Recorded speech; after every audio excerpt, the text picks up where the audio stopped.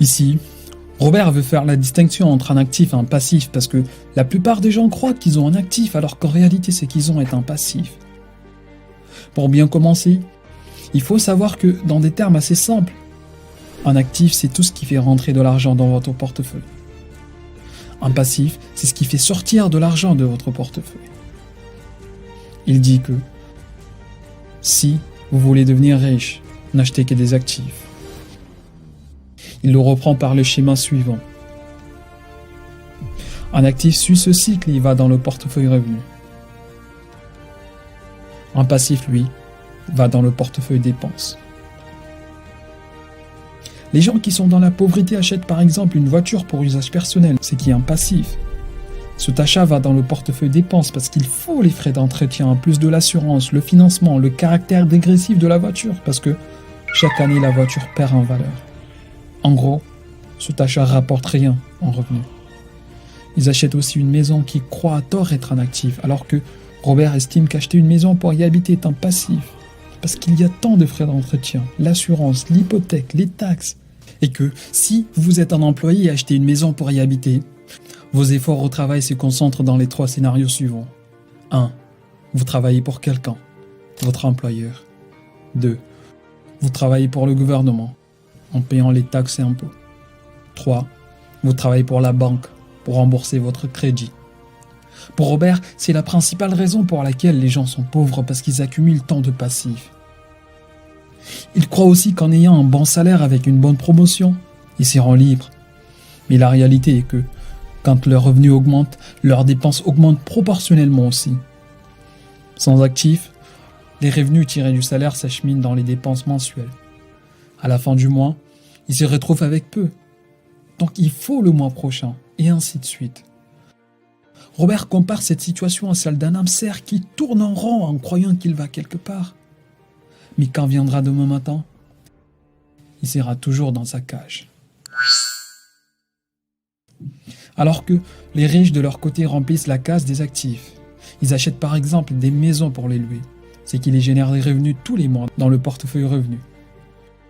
Ou encore des actions qui leur génèrent des dividendes, ou encore achètent et revendent des biens avec un plus-value. Plus ils accumulent des actifs, plus leur liberté financière est garantie. Deuxième leçon, l'actif c'est ce qui vous fait rentrer de l'argent dans votre portefeuille. Le passif, c'est ce qui fait sortir de l'argent de votre portefeuille. Distinguez l'un de l'autre et achetez des actifs et non pas des passifs. Cette deuxième leçon est si simple que beaucoup d'entre nous passent à côté. La troisième leçon, c'est un peu une conséquence des deux premières. C'est le cash flow, ou l'art de générer plus d'argent avec de l'argent. Robert Kiyosaki considère chaque centime qu'il a comme un soldat ou un employé qui doit lui rapporter encore plus d'argent. Chaque revenu qu'il tire de sa colonne d'actifs doit être réinvesti pour générer plus d'actifs qui génèrent encore plus d'actifs, et ainsi de suite. C'est un flot de cash suivant ce cycle. Et vous atteignez votre liberté financière lorsque vos revenus mensuels provenant de vos actifs sont supérieurs à vos dépenses, et réinvestir ce qui vous reste après vos dépenses dans la colonne d'actifs. C'est là l'enseignement principal qu'il faut retenir de Père riche, Père pauvre. Robert va rajouter quelques éléments qui sont tout aussi importants que les 3 premières leçons. Premièrement, qu'il faut continuer à apprendre et développer votre intelligence financière.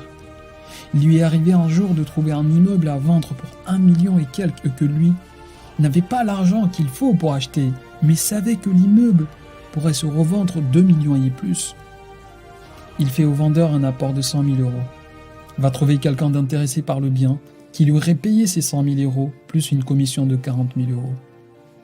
Deuxièmement, il a appris aussi que l'intelligence financière permet aux riches d'imputer leurs dépenses personnelles sur les dépenses de leur entreprise et non pas comme des dépenses personnelles. C'est qui leur permet de payer moins de taxes. Ces exemples symbolisent pour lui l'intelligence financière qui est la synergie de la comptabilité, de l'investissement, de la loi et du marketing.